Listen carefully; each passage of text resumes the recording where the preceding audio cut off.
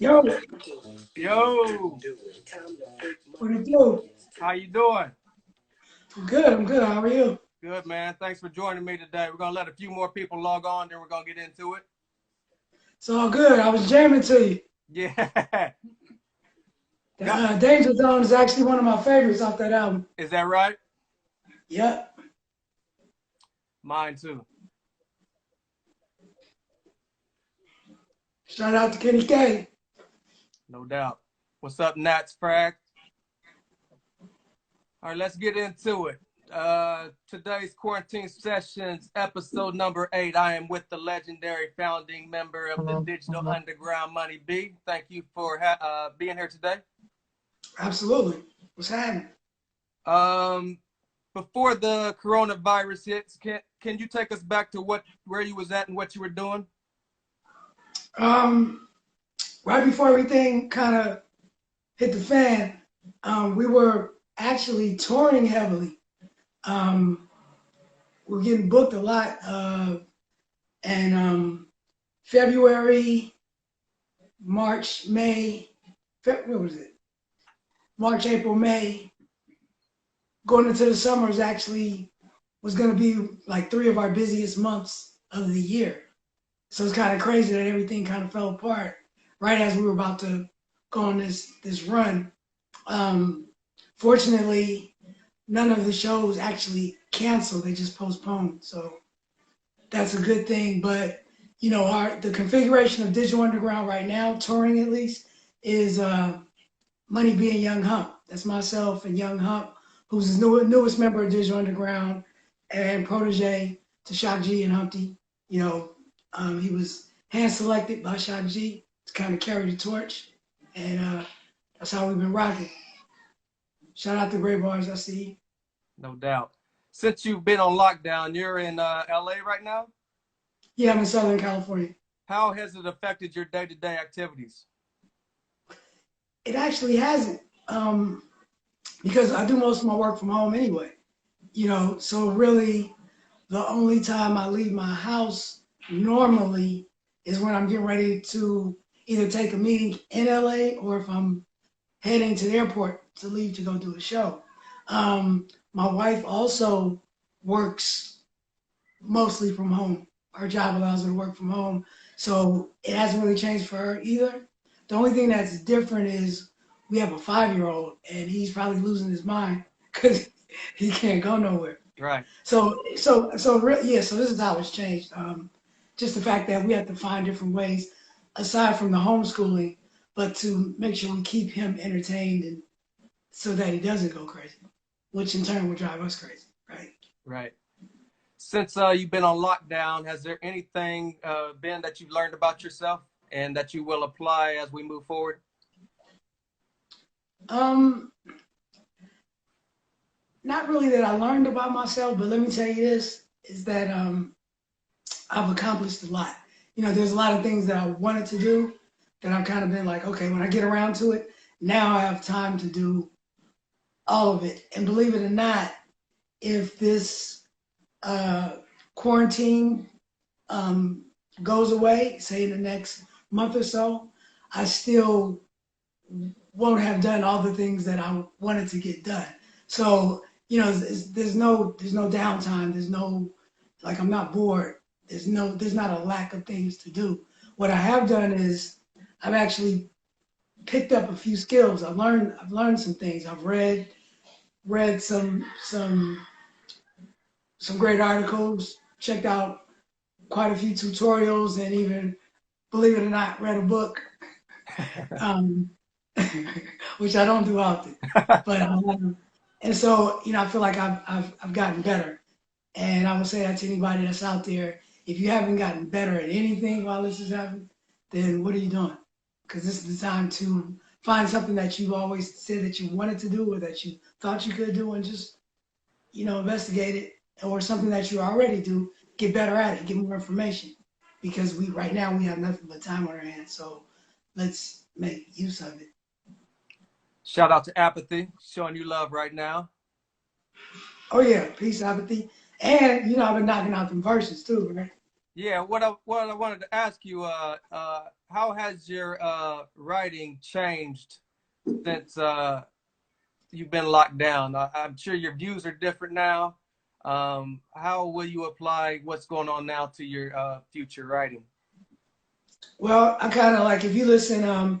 One of the things that just came out is the Young Hump just put out a mixtape called the Thick Shape Mixtape, and he started it as this thing was happening. So I make a few references to it, but I don't go, like lighthearted references and make it poking fun at it, but I don't go too deep with it. And believe it or not, the one thing that I do not do or that I haven't done since this whole thing has been going on, I haven't watched too much television or paid attention to too much news. Because if you sit there and watch TV and just, you get the 10% of information that you need, but then you get the 80% of the whole scare tactic, false information, and everything else, and you'll drive yourself crazy trying to figure it out.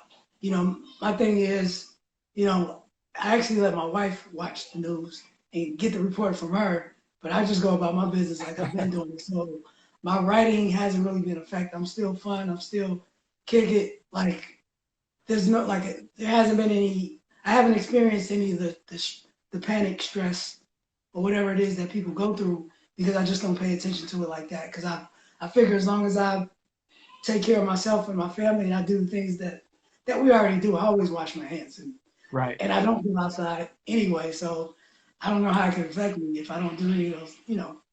So I'm just waiting for somebody to tell me it's over or Right. whatever. But as far as like, oh my God, like I'll go back.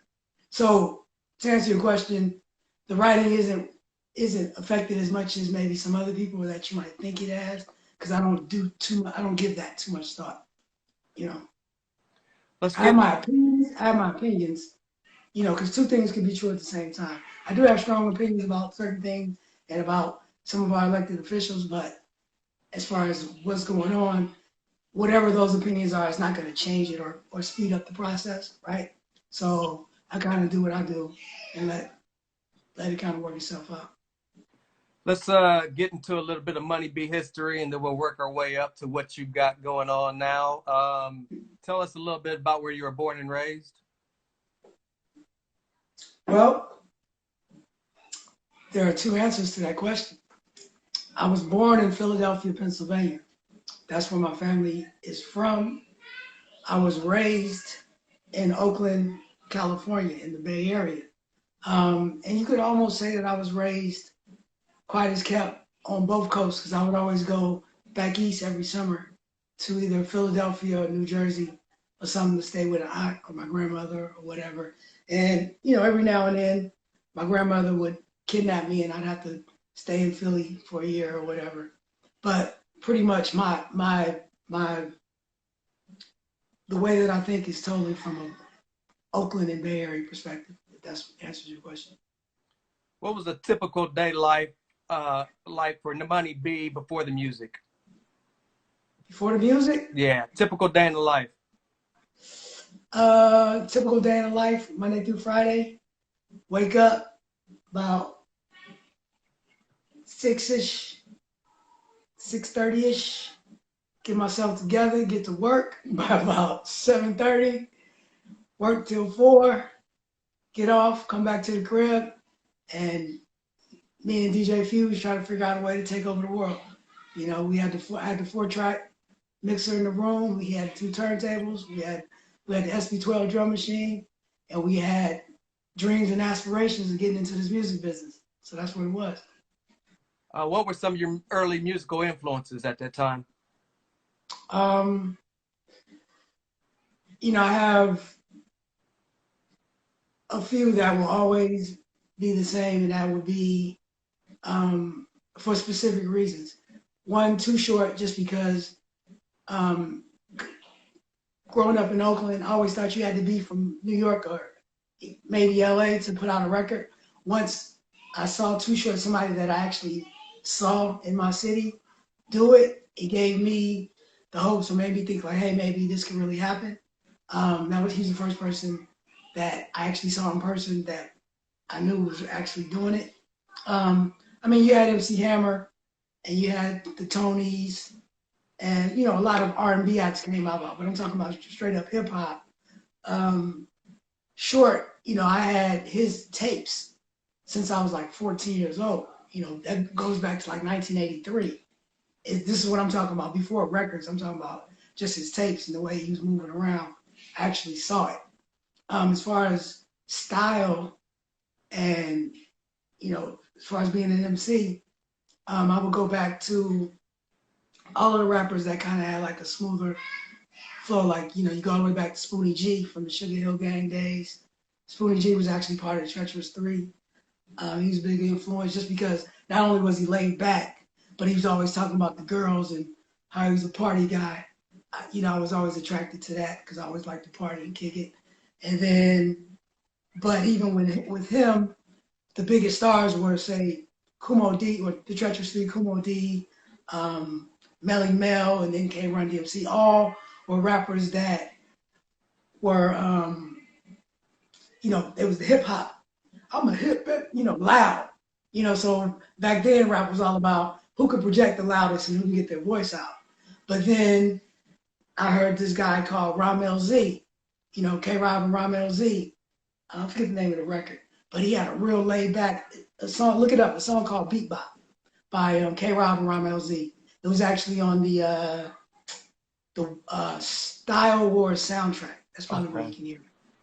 Listen to Ramel Z and K Rob. And he had a real laid back style. And I was like, okay, this kind of sounds like something I could do. Because even when I was younger, you know, I'm a very small person. You know what I mean? So imagine in high school, I was really small. And then I just couldn't, and my voice is how it is, I just couldn't project. So I just thought like, man, I could never be as good as these guys who would always get the ciphers going or get the people jumping. But like I said, then Ramel Z came, and then came Rakim. And I was like, I got it. And, you know, Rakim and, you know, EPMD, those were the guys who kind of put me at ease and let me know that, hey, maybe I have a chance with the tools that I have, you know, because I would never be able to be a, say, Run or Melly Mel type rapper. You know what I mean? So you mentioned DJ Fuse earlier. You guys were the early component to Digital Underground? Well, me and Fuse, we were a group before we got into Digital Underground. We were Raw Fusion. People are familiar with Raw Fusion, and a lot of people think that we spun off and started Raw Fusion after Digital Underground, but we were Raw Fusion before we got in Digital Underground.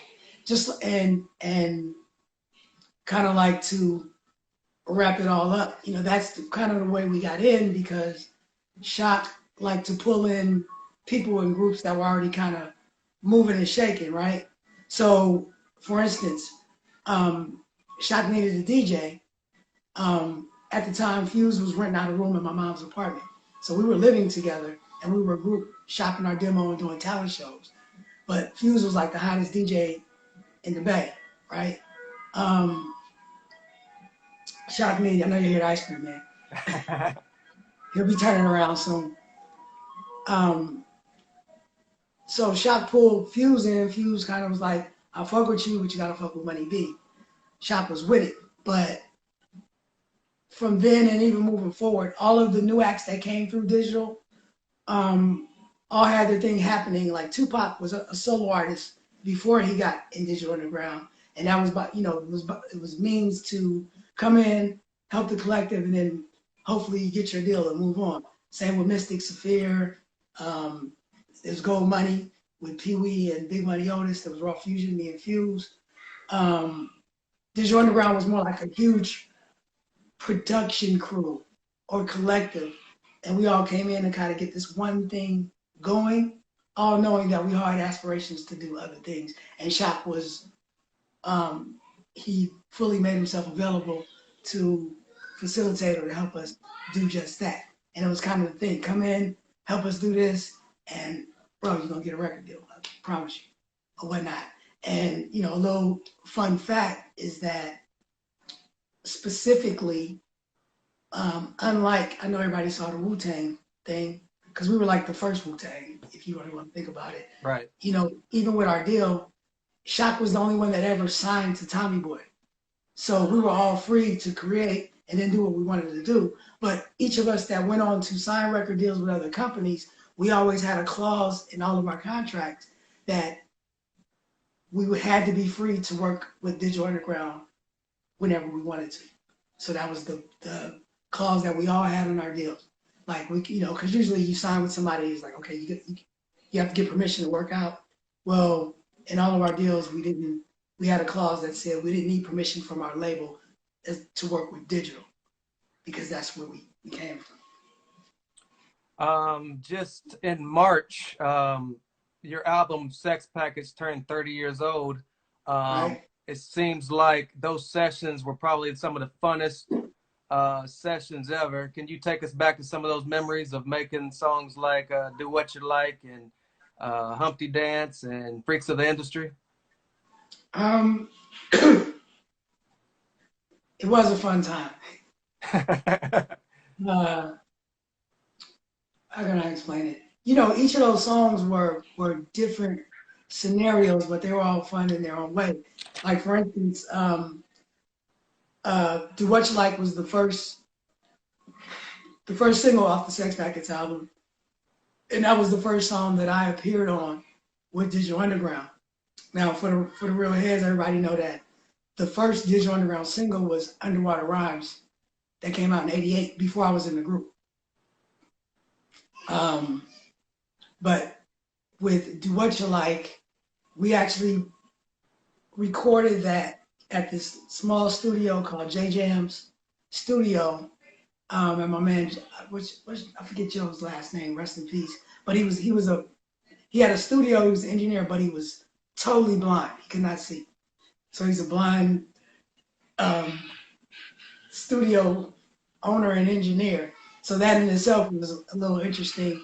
But the history, and it was in the Oakland Hills, like in this residential area that was in his house. But it was my first experience in like a studio outside of recording on me and Fuse's 4-track, right? So it was like my first time stepping up to a bigger studio. And that's actually the studio where Tony recorded some of their first demos and recordings. And Too Short actually recorded some stuff there as well. So that's what was interesting about that song, Do What You Like. Then Do What You Like facilitated the deal for the full album, Sex Packets, and that's when we recorded in the big